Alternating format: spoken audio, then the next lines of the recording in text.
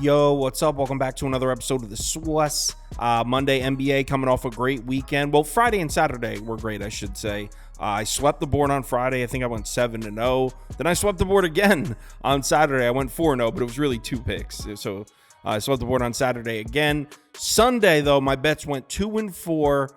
The crazy part is, wait, was it 2-4? I think no, 2 and 5. Yeah, 2 and 5. I'm sorry. So I went 2 and 5 in my bets on Sunday. The crazy part is the Raptors went to triple overtime and they had the ball on the last possession at the end of regulation and at the end of the first overtime. If they won that game, I actually would have had a winning day because it was like plus 295 or something. But unfortunately, they lost in double overtime.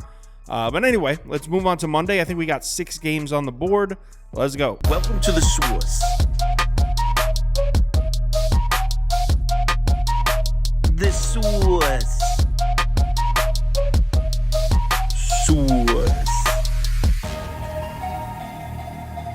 Hey, get the Swiss. First up, we got the Lakers on the road in Charlotte here. Hornets catching 10.5 points at home. The total sitting at 231.5. Let's take a quick look at the spreadsheet. And according to the model, we're looking at an 8-point Laker win here. Final score 121-113 Lakers. Let's talk injuries, and there's a ton of them in this game. Lakers still missing Cam Reddish. Gabe Vincent is still out for the Lakers. Vanderbilt's been ruled out for the Lakers. LeBron James and Anthony Davis both listed as questionable, but obviously we know that's pretty common. On the Hornets side, why don't we start with some good news? Mark Williams and Gordon Hayward both have been upgraded to doubtful. Now, they're most likely not playing in this game, but the fact that they're now listed as doubtful instead of out, I guess that would be a good sign that we're going to see him back on the court soon.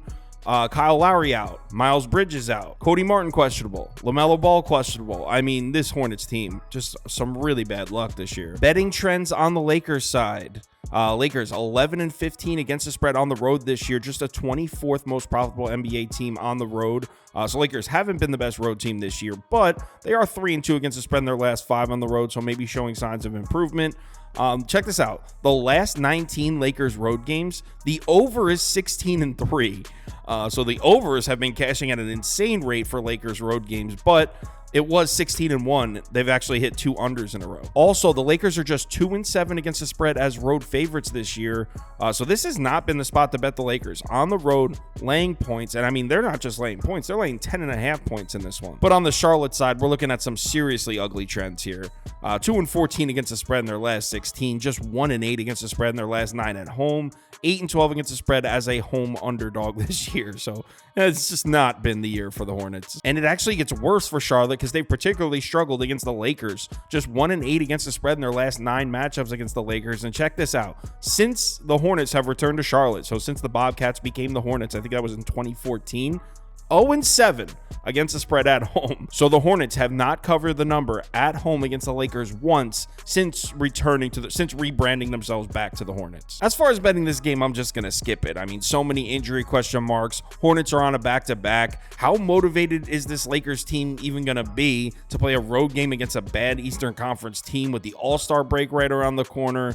You got the Lakers terrible as road favorites, laying 10.5. Just no shot. No shot on betting this game. Next. Sacramento on the road in Cleveland. Cavs laying 5 points at home, which is down from 5.5. Total sitting at 232.5. Let's take a quick look at the spreadsheet. And according to the model, we're looking at a 4-point Cavs win. Final score 116-112 Cleveland. Injuries on the Kings side, we got nothing.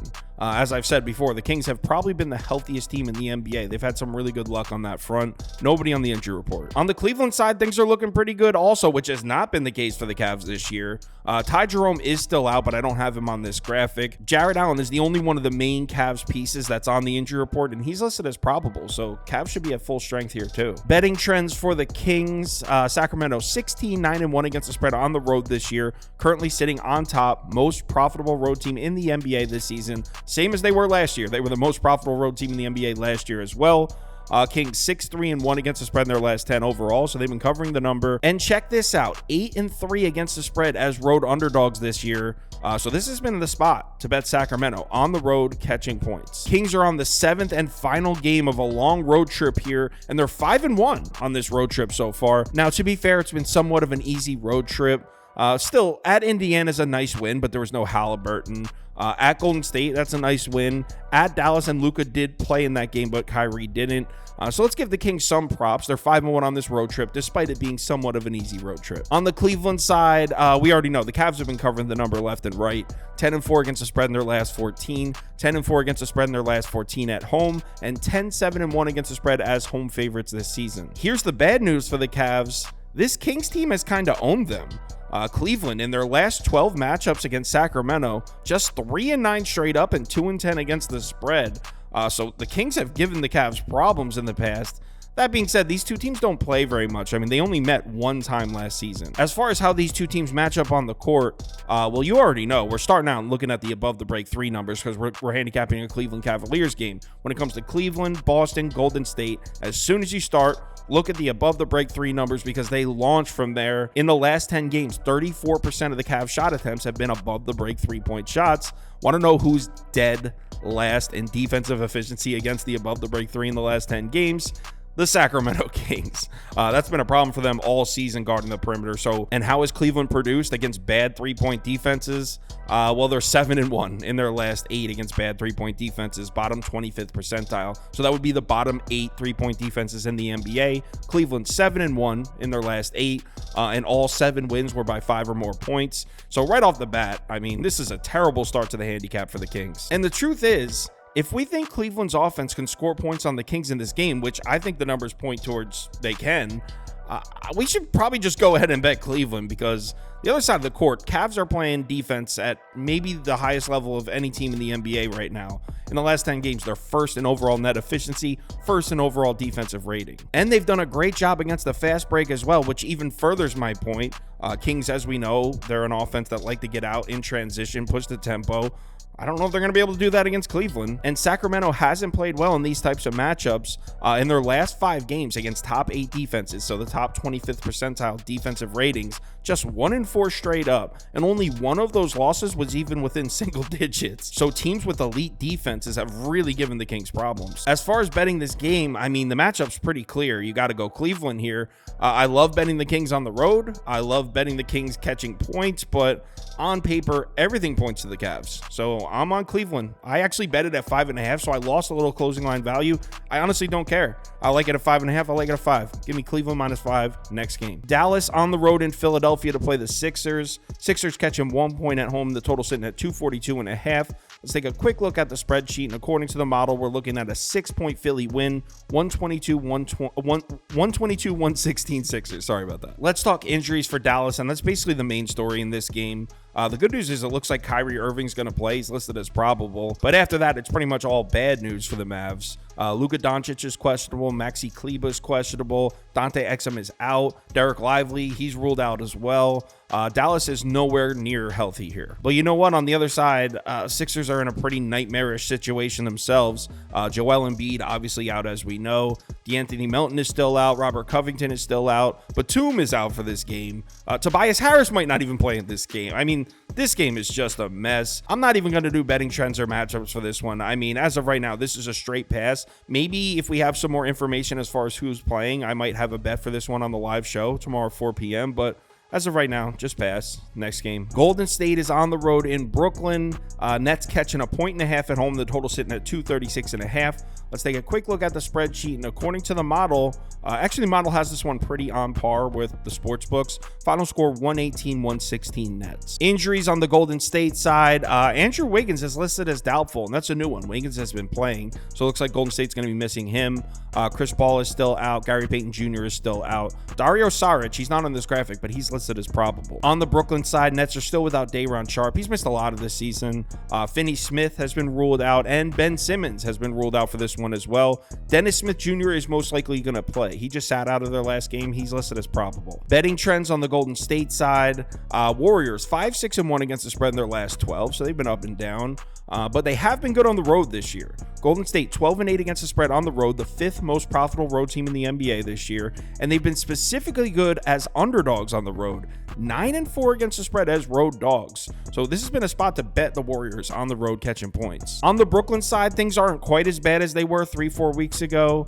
Nets are 5-7-1 against the spread in their last 13, 4-7-1 against the spread in their last 12 at home, but check this out, 8-3 against the spread as home favorites. So the Nets are also in a spot they've been profitable. At home, laying points, Nets have paid out. As far as this particular head-to-head matchup, Nets have had success against Golden State. The Nets are 6-2 against the spread in their last 8 matchups against the Warriors, 5-2 against the spread in their last 7 home games against the Warriors. So Golden State hasn't had a ton of success going on the road to Brooklyn. Now, as far as how these two teams match up on the court, well, we're talking about Nets and Warriors, so we know we got to look at three-point shooting right away. Both these teams take a ton of them, and right off the bat, we got a mismatch. Golden State really been struggling to defend the three ball, 25th and 20th in defensive efficiency against the above the break and corner threes in the last 10 games. 47% of the net shot attempts in the last 10 games have come from the three-point line. This is music to Brooklyn's ears. This was the main reason I took the Nets as one of my biggest bets against Philly the other night, or that was on, I think that was on Saturday. Sixers had been struggling to guard the three-point line recently. Brooklyn on the season, 8-3 straight up against teams in the bottom 8 defensively against the three ball. So those numbers point to the Nets definitely getting opportunities to hit outside shots in this game. Now here's where this handicap gets a little tricky. It's on the other side of the court. If you look at the full season numbers, it looks like we have the same exact mismatch for the Golden State offense as well. They take a ton of above the break threes, as we talked about. Brooklyn, just 22nd in frequency, 18th in efficiency defending the above the break three. But look what happens when I switch it from the full season numbers to just the last 10 games. Look what happens to the Nets defensive numbers against the above the break three in the last 10 games. 4th in frequency, 6th in efficiency. Brooklyn's defense has been showing up on the perimeter, man. I mean, shit, look at the Nets' overall efficiency numbers in their last 10 games. They're 9th in net efficiency in the NBA in the last 10 games, 9th in overall defensive rating. And if you're thinking, oh, well, maybe the Nets have had an easy schedule in their last 10. Actually, no. Brooklyn's 4th in the NBA in strength of schedule in the last 10 games. They played Phoenix, Minnesota, the Knicks, the Clippers, the Lakers, the Sixers. Bottom line in this one, when I'm fading Brooklyn, I want a team that can defend jump shooters, number one, which as we just saw from the recent numbers in the last 10 games, Golden State's really struggling with. And I want a team that can get out in transition and push the tempo in the fast break, because that's something that the Nets have struggled with defensively all year. Want to know who's dead last in the NBA in fast break frequency this season? The Golden State Warriors.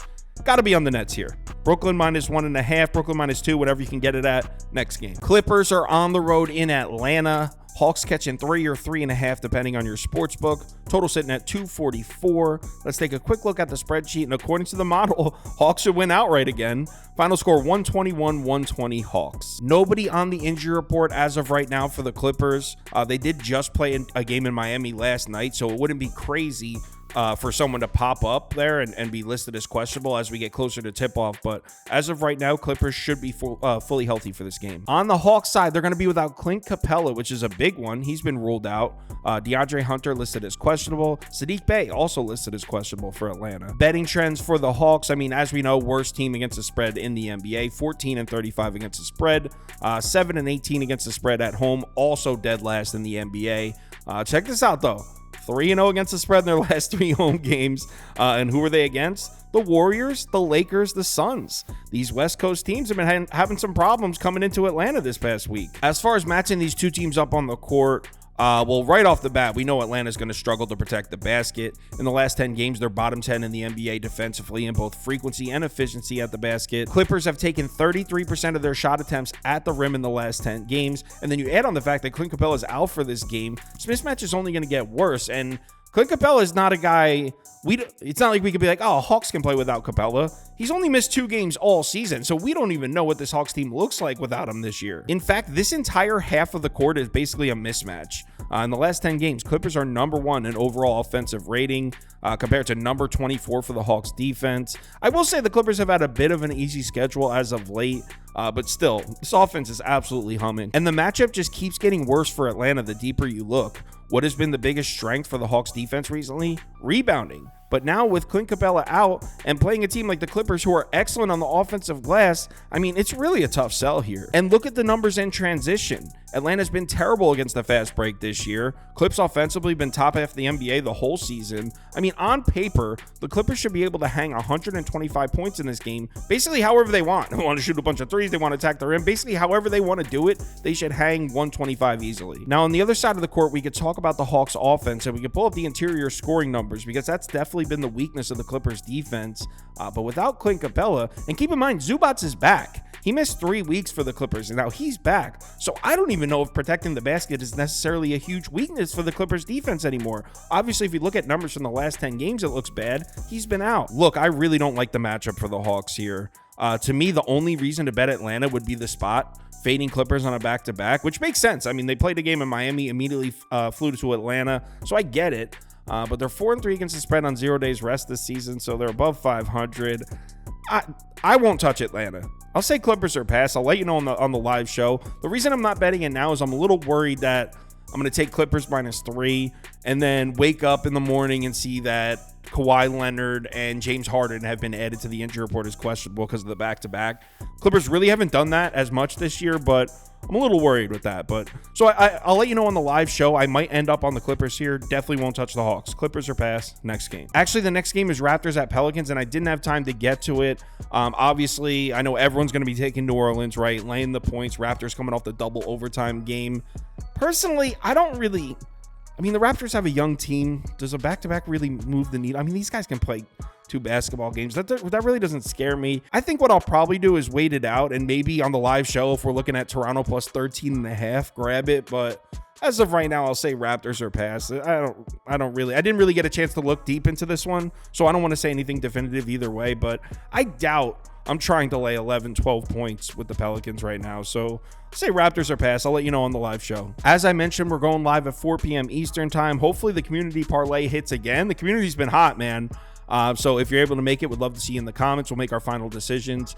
If you want my top bets for all sports, parlays of the day, or would like to join our Discord, head over to KyleKirms.com. The information's right there on the homepage. Let's get this week started properly. We got 6 NBA games on the board. Remember to bet responsibly, and I'll talk to you in the Discord.